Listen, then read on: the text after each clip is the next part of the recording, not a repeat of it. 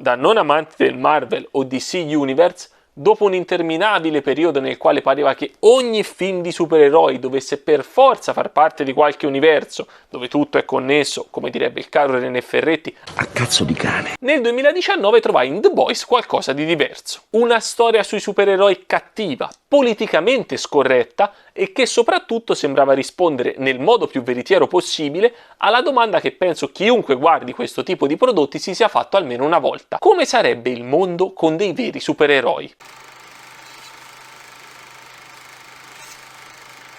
La risposta che ci viene fornita da The Boys è la più logica vista la società nella quale viviamo. I supereroi non sarebbero che dei pupazzoni spremuti da qualche società multimilionaria per ottenere ricchezza e potere. Allo stesso tempo, lontani dall'opinione pubblica nella vita privata, sarebbero dei grandissimi bastardi, che si sentirebbero liberi di fare qualsiasi cosa vogliano perché giustificati dal loro essere super. Perché quello che The Boys vuole dirti fin dall'inizio è che il 99% degli esseri umani messi nella condizione giusta probabilmente sarebbero degli infami e avere i poteri rappresenta decisamente la condizione giusta. L'unico modo che avrebbero delle persone normali per combattere questa ingiustizia sarebbe distruggere l'immacolata immagine dei super pezzo dopo pezzo, fino a far venire a galla tutto il marcio che c'è intorno a loro e alla loro società. Questo conflitto così impari sulla carta è sempre stato senza ombra di dubbio il punto cardine di The Boys. È stato esattamente questo a catturarmi fin dai primi episodi, insieme all'altra grande caratteristica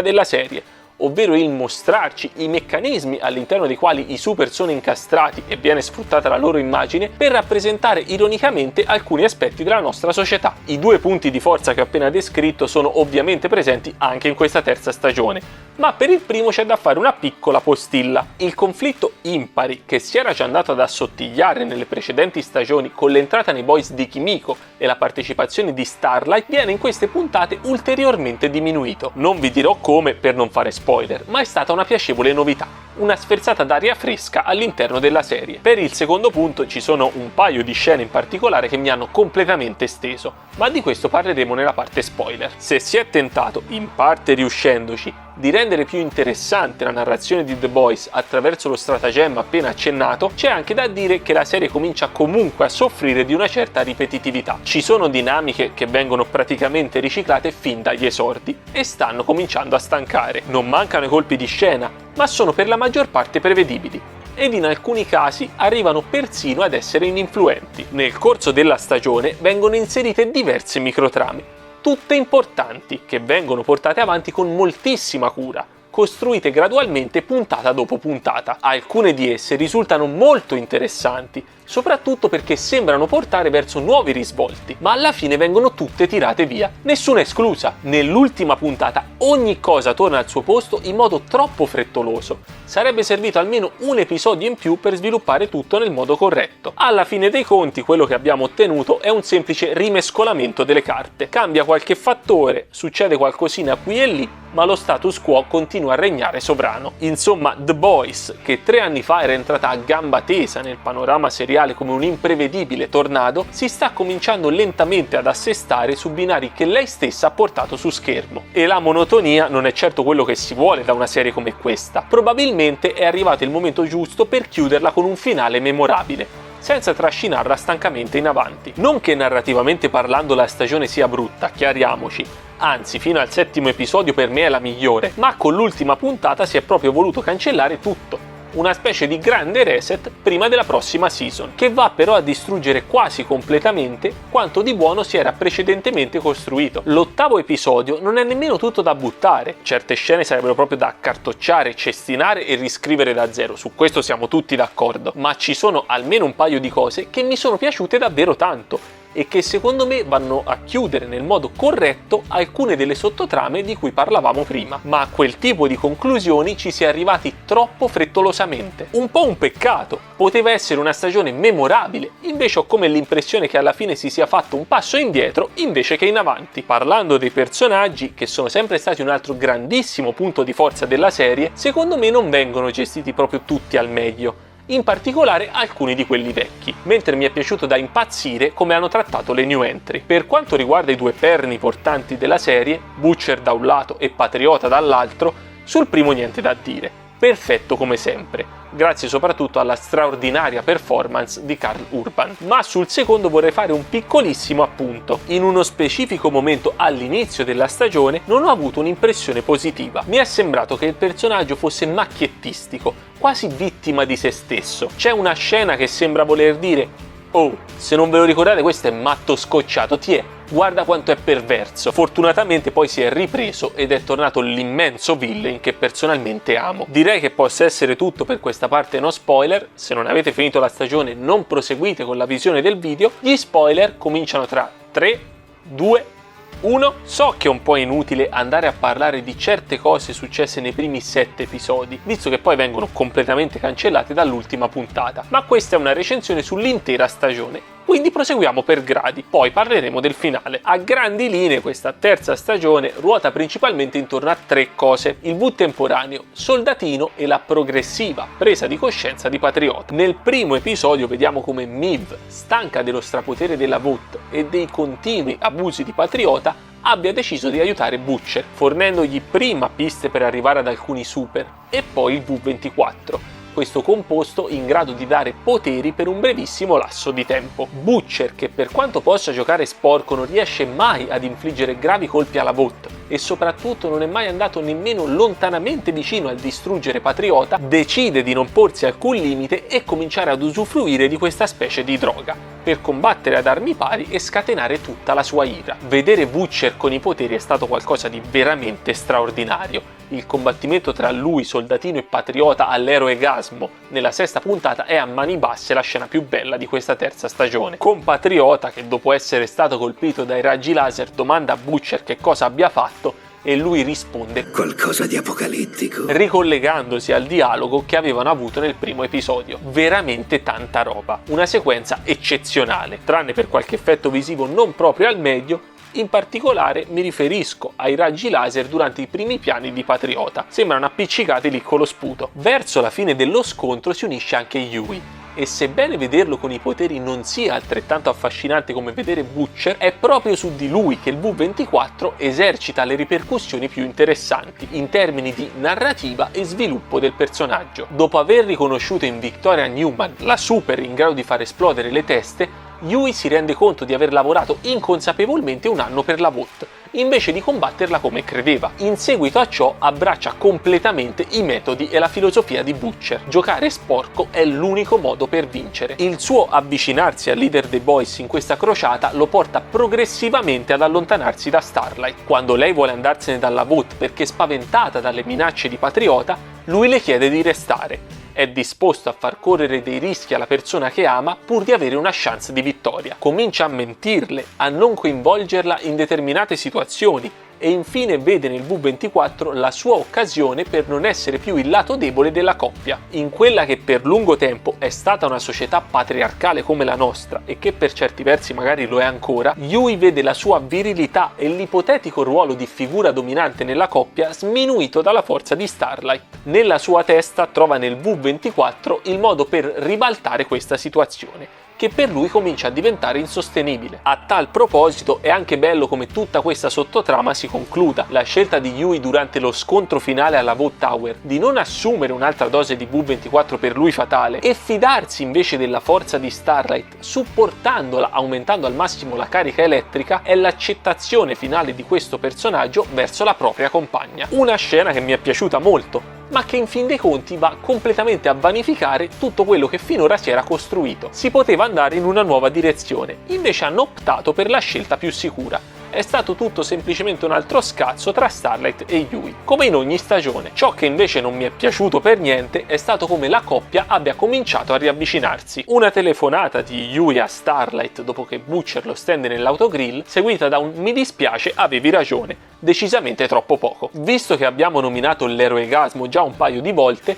direi di passare ad un altro grande protagonista di quella scena, Soldatino, grande, grandissima new entry. Tutta la stagione ruota intorno a lui e alla sua vendetta verso i rappresaglia, durante la quale arriviamo a scoprire vari retroscena sul passato del personaggio. Soldatino è stato praticamente il vecchio patriota, punta di diamante della Vought, tradito non appena si è presentato un sostituto migliore, e penso che la sua storia non avrebbero potuto raccontarla meglio di come hanno fatto. Abbiamo degli accenni alla sua infanzia che per certi versi ci fanno empatizzare con lui. Durante il racconto di Grace Mallory ai Boys nel terzo episodio non viene nemmeno rappresentato completamente come un personaggio negativo, è l'unico del suo gruppo che cerca di combattere il nemico come un autentico militare invece di combinare disastri. Ma poi, soprattutto grazie ai ricordi di Black Noir, scopriamo quanto crudele, spietato e violento Soldatino fosse, una cattiveria che non ha nulla da invidiare a quella di Patriota. Questo ci fa capire innanzitutto come funzioni la Vought. Prima c'era Soldatino, adesso c'è Patriota, chissà dopo a chi toccherà. Non importa uccidere il super di punta, è proprio il sistema che va plasmato o distrutto dalle fondamenta. In secondo luogo, il tradimento, le torture in Russia, i racconti sul passato, la crudeltà, sono tutti elementi che ci vengono forniti e che aumentano la tridimensionalità del personaggio. Per questo Soldatino funziona così bene e non risulta una copia carbone di Patriota buttata lì tanto per. Ho trovato fantastico il modo in cui hanno rappresentato i ricordi di Black Noir, il primo traditore dietro benestare della Vought. I danni che ha subito al cervello gli permettono di vedere dei cartoni animati che è un po' come se fossero la sua coscienza. Sono proprio loro a raccontarci e mostrarci la crudeltà di Soldatino e cosa successe davvero in Nicaragua. L'ho trovato uno stratagemma vincente per rappresentare il passato del personaggio senza ricorrere all'uso di flashback, soluzione che tra l'altro sarebbe stata ridondante visto che ci eravamo già passati con Grace Mallory. Una bella trovata. Ho sentito di molti che si sono lamentati dell'epilogo di Black Noir, che magari avrebbero voluto vedere uno scontro tra lui e Soldatino, un confronto anche tra i due, ma io non sono di quest'idea. Magari la presenza di Black Noir avrebbe contribuito a rendere più spettacolare il combattimento finale, ma nulla di più, era già servita al suo scopo. Farlo uccidere in quel modo da Patriota, per quanto fosse prevedibile, comunque non fa che confermare la coerenza di questo personaggio. Se gli menti o nascondi qualcosa, muori, non importa quanto tu sia importante per lui. Patriota è in assoluto la vera gemma di The Boys, un personaggio straordinario, magnetico, affascinante, folle. Ogni volta che entra in scena domina una tensione palpabile, è come una bomba pronta ad esplodere in qualsiasi momento. Bravissimo a tal proposito anche Anthony Starr, l'attore che lo interpreta. È riuscito a portare al meglio su schermo la lucida follia di Patriota, soprattutto attraverso lo sguardo. Ha questi occhi vitrei che sembrano sempre vuoti e colmi di oscurità qualsiasi espressione abbia sul volto. Nella parte no spoiler avevo accennato a una scena all'inizio della stagione che mi ha fatto un po' storcere il naso. Mi riferivo a quando, tornato nei suoi appartamenti in seguito alla nomina di co-capitano di Starlight, Patriota comincia a farsi masturbare da una morente Stormfront, per poi interromperla quando smette di adularlo e tira fuori la razza ariana. Mi ha ricordato per certi versi quando nella seconda stagione il leader dei 7 beve il latte della Stillwell, ma mentre lì aveva un senso, stavolta mi è sembrata una scena messa lì soltanto per causare una reazione nello spettatore. Lo sviluppo di Patriota in questa stagione è probabilmente il fattore più interessante per il futuro della serie. Finalmente sta cominciando ad esplodere, a liberare il suo vero io, quello che era stato costretto a nascondere per piacere all'opinione pubblica. Ma in questa stagione si è reso conto che mostrando la sua vera natura riesce comunque ad ottenere un gran numero di consensi. Sono con lui i fascisti, i complottisti, la parte più estrema e violenta della popolazione, che non si fa problemi ad acclamarlo dopo l'omicidio di un civile. Scena finale della stagione bellissima, con il figlio Ryan che sorride davanti alla folla in visibilio per le gesta del padre, con in sottofondo quella musica di violino tagliente e drammatica, quasi epocale. Anche questa sequenza però, esattamente come quella della scelta di Yui, per quanto bella è figlia di uno sviluppo troppo frettoloso. Ok che Ryan e Butcher avevano avuto un litigio abbastanza pesante e il ragazzo si sentiva solo al mondo, ma non può riavvicinarsi così a Patriota, abbracciarlo e volare via con lui nel corso di una scena solo perché quello gli dice io ti capisco, vieni qua papà. Anche questo uno svolgimento che avrebbe avuto bisogno decisamente di maggiore tempo. esattamente come tutto quello che succede nell'ultimo episodio. Prendiamo in esempio pure la sottotrama di Frenchy. Lui passa tutta la stagione a rendersi conto di essere semplicemente un cane che cambia padrone, quindi si abbatte, si butta a terra, poi arriva Kimiko, gli fa un discorsetto con 4 gesti e lo rimette in piedi. Andiamo a salvare Butcher che sotto sotto è bravo e mo siamo in democrazia. Troppo frettoloso, tutte conclusioni che vengono tirate via. Purtroppo l'ultimo episodio non si limita ad essere un'accozzaglia di sbrigativi finali per tutte le sottotrame avviate, ma ci tocca anche assistere al combattimento finale. Mi dispiace dirlo,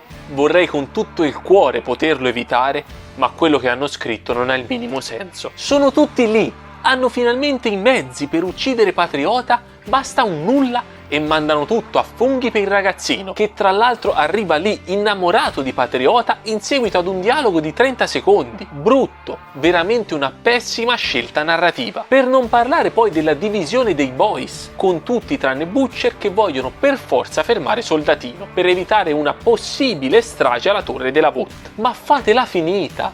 Evacuate sta torre, muovete le chiappe e rompete il culo a Patriota. Invece no, botte senza senso. Starlight c'ha il suo momento e finalmente dopo 3 stagioni è arrivata la sua ora, facci vedere che se fa qualcosa, prende tutto il potere di sto mondo e poi niente, stende Soldatino per 30 secondi, nemmeno, quello poi si rialza come se nulla fosse. Quanto è scarsa Starlight come supereroe. Io mi aspetto sempre che faccia qualcosa, che liberi il suo potenziale nascosto, ma fa pena. Alla fine di tutte queste assurdità, incluso Frenchy che prepara il mega composto introvabile in questa parte di mondo in 2 minuti, mentre Kimiko fa pezzi militari e lui viene sparato alla gamba, Soldatino se ne sbatte altamente del loro strumentopolo misterioso e sta per far saltare tutto, ma Miv si sacrifica. Per modo di dire, visto che dopo un volo di 800 piani durante il quale perde anche i poteri e Soldatino gli esplode accanto, si rialza zoppicante accanto a un cassonetto, imbarca in macchina e bella lì. Bello che Ashley e l'assistente cancellino le riprese per non far scoprire a Patriota che Miv sia sopravvissuta, ma gli sceneggiatori di The Boys hanno veramente un problema con il far morire i loro personaggi. Miv sopravvive, Butcher è lì ma gli rimane comunque il tempo per sistemare tutto e alla fine sono dell'idea che sopravviverà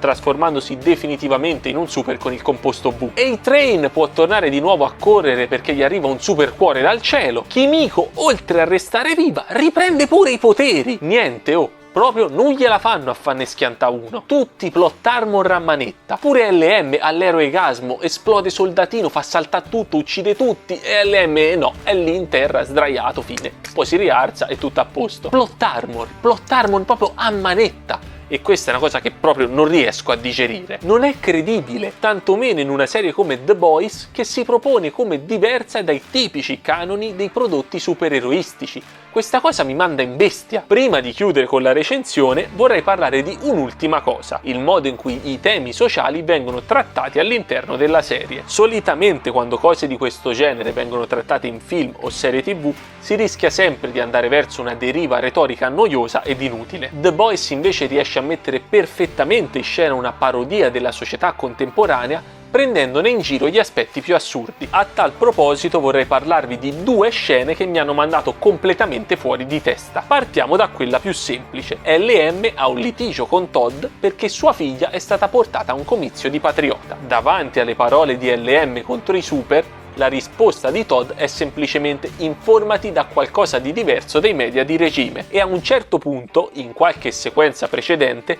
era anche arrivato il ti passo dei link su Facebook. Sembrava proprio uno di quei complottisti alla il Covid non esiste, è tutta una montatura dei poteri forti. In quel momento Todd era apertamente rappresentato come un coglione, esattamente come lo sembrano quelli per dire che vanno alle manifestazioni Novax intervistati da fanpage. The Boys prende per il culo alla stragrande quel tipo di persone. La seconda scena è quella della pubblicità di A-Train. Vi spiego cosa ho pensato guardandola. Visto che prima c'era stata quella costruzione su A-Train che voleva alzare la voce per qualcosa di diverso, il suo ritorno alle origini, il cambio di immagine e tutta quella montatura lì, per un brevissimo momento, nemmeno un secondo, avevo pensato davvero che abbandonasse la pubblicità per la manifestazione. Poi dopo nemmeno 2 frame, probabilmente per le inquadrature e la messa in scena, mi sono subito corretto. La pubblicità è questa. Dopo averla vista sono scoppiato a ridere per quanto fosse stupida e ridicola. Stavo guardando la puntata con la mia ragazza e le ho detto: ma come fa la VOT a pensare che una cosa imbarazzante come questa funzioni davvero? Lei mi guarda e mi fa: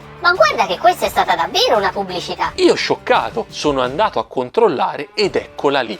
Nel 2017, pubblicità della Pepsi con Kendall Jenner identica. Non ci potevo credere, cioè in una ipotetica scala di clownaggine, dove il minimo è Tim Curry e il massimo è Krusty il Clown, chi ha pensato sta cosa? È direttamente tutto il circo, batte i record. È questo quello che mi fa completamente impazzire di The Boys: mettere in ridicolo in modo semplice ed efficace delle cose così stupide, integrandole perfettamente nella narrazione. Per concludere, la terza stagione di The Boys resta per la maggior parte del tempo sul grandissimo livello al quale la serie ci ha ormai abituato, innalzandolo ancora di più nel corso dei primi 7 episodi. Succedono veramente tante cose che colpiscono praticamente ogni personaggio, tutte ugualmente importanti, forgiando così un ritmo elevato in grado di non annoiare mai lo spettatore. Il finale non è completamente da buttare, ci sono intuizioni positive, ma si vede chiaramente quanto sia stato messo su in modo frettoloso e raffazzonato. Lecito aspettarsi di più, soprattutto visti gli episodi che l'avevano preceduto. È stato il contrario del finale di Stranger Things.